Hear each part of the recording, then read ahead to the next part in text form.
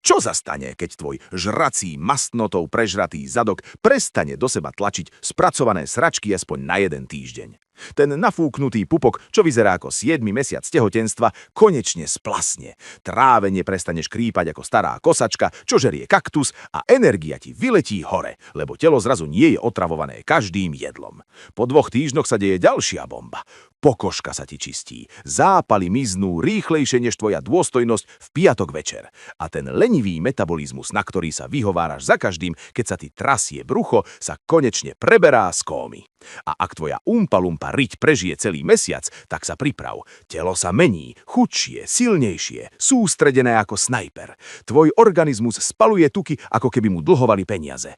A tie chute po bordeli zmizli do piče. Prestaneš jesť ako mýval v kontajneri za fast foodom a tvoje telo ťa prestane pomaly zabíjať.